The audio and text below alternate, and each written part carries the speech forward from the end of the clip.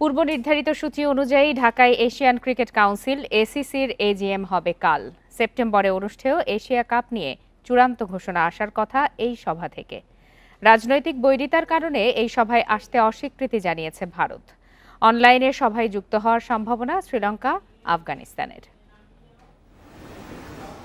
Asia কাপের ভাগ্য নির্ধারণ বার্ষিক সাধারণ সভা আয়োজনে তৎপর Asian cricket council ACC. Dhaka বিমানবন্দরে নেমে বিসিবির অভ্যর্থনায় মহসিন নাকভি। ঢাকায় দুদিন ব্যস্ত সময় পার করবেন এসিসি ও পিসিবি চেয়ারম্যান। দেখা করেন ক্রীড়া উপদেষ্টার সঙ্গেও।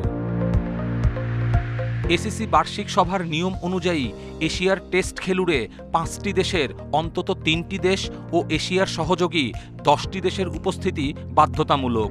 বাংলাদেশ, পাকিস্তান থাকছে, তবে ভারত, শ্রীলঙ্কা ও আফগানিস্তান যোগ না দেয়ায় পরিস্থিতি জটিল হয়েছে।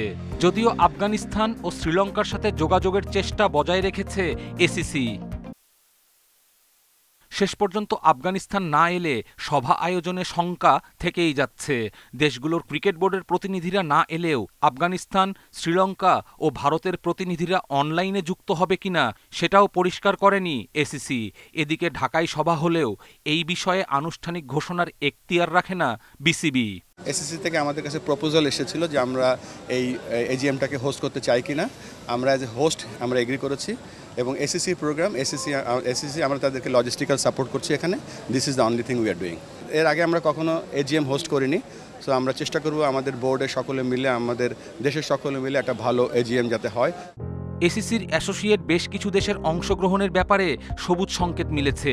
মূলত এক দেশ অংশগ্রহণ না করায় আটকে আছে সবকিছু। ভারত পাকিস্তান সংঘাতের পর থেকেই এর বিভাজন জোরালো। কপিল পাল, ইন্ডিপেন্ডেন্ট নিউজ।